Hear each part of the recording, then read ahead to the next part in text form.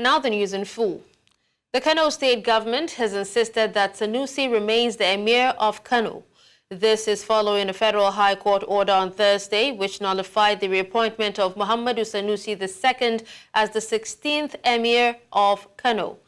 The government also ordered the State Commissioner of Police to remove the 15th Emir of Kano, Aminu Ado Bayero, from the Gidan Nassarawa mini palace for demolition of the building.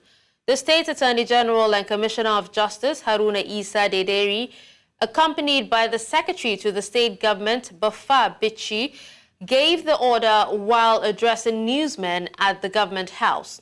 Dederi said Bayero should be removed from the property where he is trespassing, as government had already concluded arrangements for the general reconstruction and renovation of the property with immediate effect.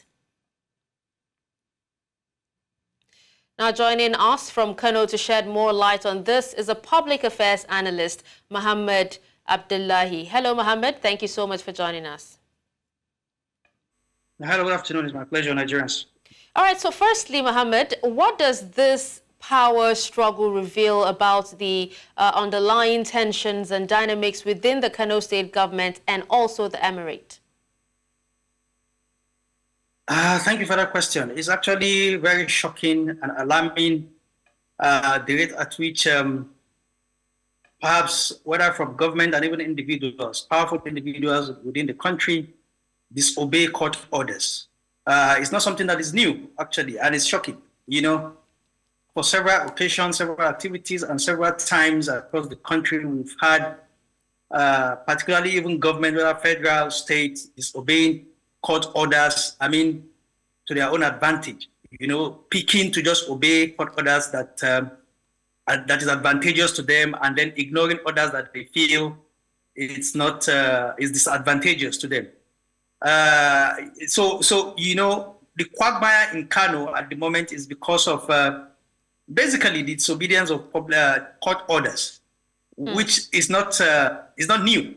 If you recall back to 2020, when SLS, Sanusi Ado Sanusi, was actually dethroned, even the then governor disobeyed the court order that restrained him from doing that, And this same government, led by the NNPP, are feeling, yes, the same. They're actually respecting some court orders and disobeying some other court orders, like I said, picking, which court order to obey. And because there was actually a lot of confusion, after the ruling, yes. With some saying that Ado Bayero was reinstated, and others saying that Sanusi is actually still the emir and everything. So there was a lot of confusion, when the ruling came up. But then, is there any constitutional basis for the state government's power to appoint and remove emirs in Kano State?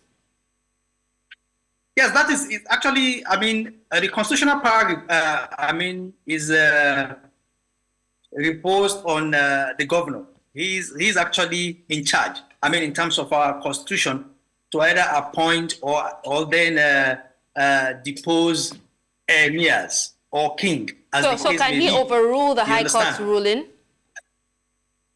No. The challenge here is that even though he has this power, but it must be done in a procedural way. You understand? But again, going back to the thing you mentioned earlier, one of the challenge again is the fact that our judiciary doesn't give. They don't give. They give room for too much interpretations of their rulings. Because like you rightly mentioned, both parties are claiming victory, and they have right to do so, if you allow me to explain. Now, the judge, Justice Liman, is saying, yes, the validity of the law, the new act, put in place by the House of Assembly is valid. He agreed with that. But then he's disagreeing with the fact that there is a court ruling pending that the state government didn't take cognizance of. That is why he's saying everything should go back to status quo ante. That is before. Everything that was done before the repeal, the new law, the government should go back to that. And then the state government is saying, okay, fine. We will even serve this court order on the 27th, after 23rd, when we have, dethroned the emir. So it is also within our right to say, Sanusi is still the emir. So if you look at it, like I said, the judiciary is not making constant, focused pronouncement by saying A is A, B is B, C is C. When you give room for too much interpretations, this is what you have. So both parties are claiming victory, and like I said earlier, they have right to do so. All right. As of the moment, Ado Bayero is in Gidan Nassarawa mini palace, right? And now the state government has actually, asked that he lives so they can demolish and, revamp the whole mini palace. I want you to tell us, does the state government's decision to demolish Gidan Nassarawa, align with the court's ruling? And also, what impact will the demolition have on the community? And also, very importantly, the historical significance of the building? Now, Gidan Nassarawa, like we all know, is a mini palace. I mean, if I'm right, I can even say it's the second palace. Yeah. You understand? And then what the government is saying is that they are demolishing. It's not just that they are demolishing. They are renovating.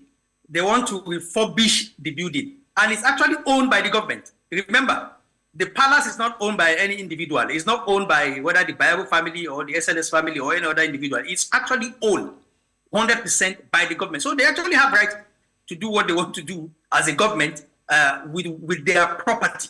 You understand? But again, I think what I feel the question is the timing. You understand?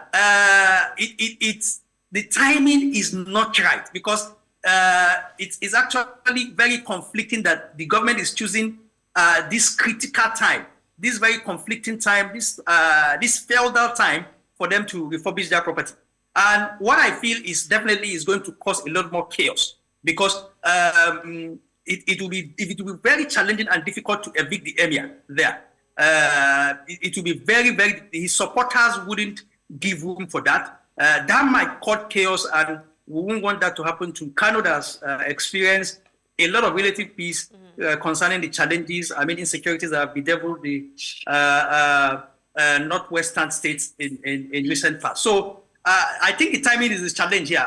But in terms of powers of the state government, they have the powers to actually do what they wish with their property, whether demolish, like they said. But again, the true story is that they want to demolish and refurbish the property, because they said, according to the Attorney General of Kano State yesterday in his press conference, that it's been outlined that they want to do that. And then this judgment, yesterday's judgment, like I said, give room for that. Like I said, what the state government is claiming is that the injunction they receive, or the court ruling they receive from the supporters of the deposed emir, got to them on the 27th of May. And the emir was actually dethroned since 23rd. So you see, even if you say revert back, it means the emir has already been deposed. So like I said, all is surrounding the kind of rulings that our judiciary gives.